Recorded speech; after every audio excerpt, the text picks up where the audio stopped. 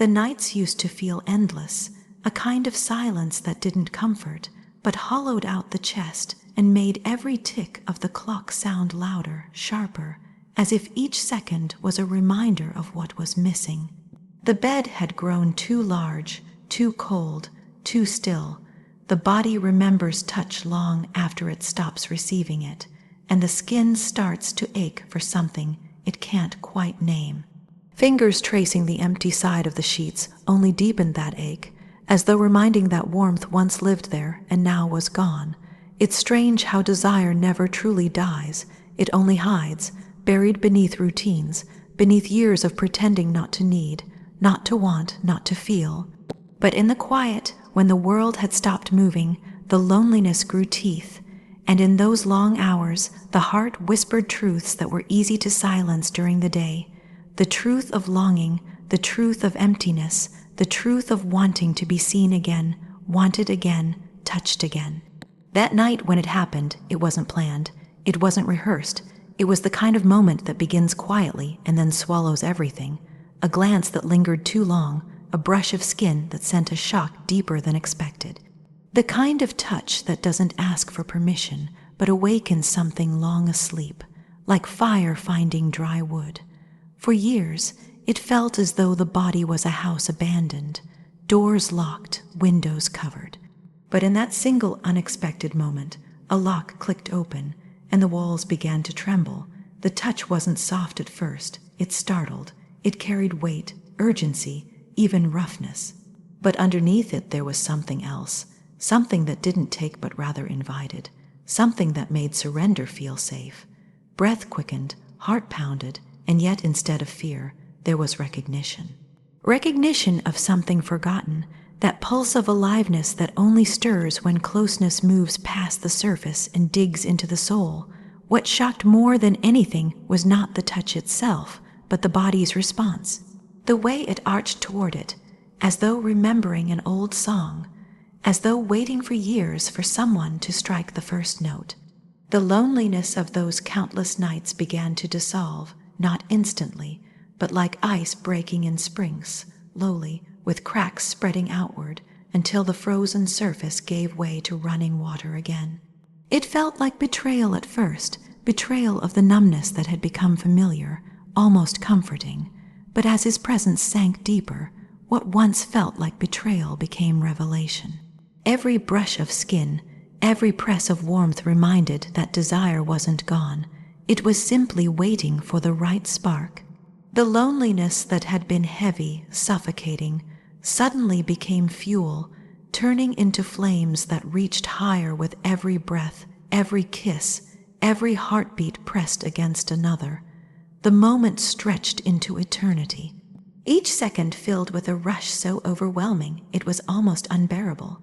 The body trembled not from fear, but from the force of rediscovery. That long, buried fire didn't just return, it roared, wild and desperate, demanding to be felt, to be lived, to be burned through completely. There was no resistance left, no reason to pretend anymore. The walls that had been built so carefully, brick by brick, over years of solitude, came crashing down under the weight of his rough gentleness. What had been a fortress of loneliness became ruins, and in those ruins something beautiful began to grow. When the night was finally still again, silence returned, but it wasn't the same silence as before.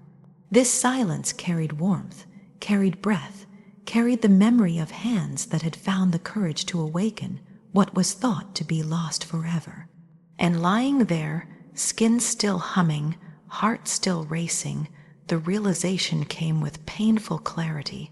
The nights would never feel empty in the same way again. Because once the fire has been touched, once the body has been reminded of its hunger, once the heart has been jolted awake from years of sleep, there is no going back to silence. The loneliness had turned into awakening. The first time his hands touched, they felt almost too much to bear. There was no hesitation, no careful testing of boundaries, only a raw strength that startled, as if the body had been claimed before the mind could form words. The instinct was to resist, to recoil from the suddenness of it, because roughness had always carried the shadow of danger. Yet in that first shock, there was also something else, something that made the breath catch not from fear, but from recognition. Every movement was charged, heavy with urgency, and yet it didn't push beyond what the heart could take. His hands were wild, yes, but not reckless. They gripped firmly, almost fiercely, but there was restraint, as if he knew exactly how close to the edge he could take me without letting me fall. And within that roughness, hidden like a secret, was a tenderness that betrayed him, an almost unbearable gentleness that softened the storm. It was in the way his fingers slowed when they felt a tremor, in the way his touch shifted from demand to comfort, as though he was listening not with his ears but with his skin. What first felt dangerous began to dissolve into something else entirely. The wildness didn't vanish, but it melted, softened, like a flame lowering after it has already scorched its mark. It became impossible not to yield, not because strength had overpowered me, but because gentleness had disarmed me. For years, walls had been built, brick upon brick, high and heavy, meant to keep everything out. Those walls had become a part of me, a second skin, an armor against disappointment and emptiness. No one had ever dared to touch them with enough force to break through, and no one had ever cared enough to stay gentle once they tried. But he did both. His roughness cracked the surface, and his tenderness seeped into the broken spaces. The surrender that followed was not one of weakness but of release. It was a surrender that came from realizing the fight was over, that there was no longer a need to guard what had been aching to be touched all along. His strength had frightened me, but his gentleness made me trust it. And in that trust, my body leaned into his without thought, without hesitation, without fear. Every caress carried a contradiction, firm yet careful, demanding yet patient, wild yet endlessly tender. It was as if he was teaching me that both could exist together, that love could be fierce without breaking, that passion could be rough without wounding. In every stroke, there was proof that desire didn't need to be tamed to be safe, and that gentleness didn't need to be fragile to be real. I felt myself unravel in his hands, piece by piece, all the knots of doubt and pain loosening until I no longer recognized the woman who had walked into that moment. There was no loneliness left, no walls left, only the deep, steady rhythm of surrender. My breath, once shallow and hesitant, deepened and fell into sync with his, until it felt as though one heartbeat pulsed through both bodies. And when the roughness slowed into stillness, when the storm quieted and his hands simply held, the truth was undeniable. I had been broken open not by force, but by tenderness. What I thought was danger had been the beginning of safety. What I feared would destroy me had instead rebuilt me. In his rough, gentle love, every wall I had spent years holding up finally came down. There are moments in life that arrive uninvited, moments that make the world tilt in ways that cannot be undone. That connection was one of them. It wasn't supposed to happen. It wasn't supposed to mean anything, and yet from the very beginning it carried a weight, a pull, as if something larger than choice was at play. The age difference was undeniable, impossible to ignore. The fear that clung to me whispered of judgment, of shame, of rules broken and boundaries crossed. The hesitation was heavy, like chains around my chest. And yet, when his eyes met mine, all of it faded into something that felt unstoppable. It didn't feel like the beginning of a mistake. It felt like recognition, as if somewhere, in a place beyond years and expectations, we had already met, already touched, already promised ourselves to each other. There was danger in the air, but it wasn't the kind that warned me away. It was the kind that pulled me closer, the kind that felt like destiny dressed as risk. The first brush of his hand was hesitant, almost questioning, but when my skin answered back with a shiver, it became something more. That heat rose quickly, too quickly, as though both of us had been waiting far too long for someone to ignite it. Every hesitation that should have stopped us fell away with frightening ease. Age became irrelevant in that moment. Fear dissolved in the press of lips.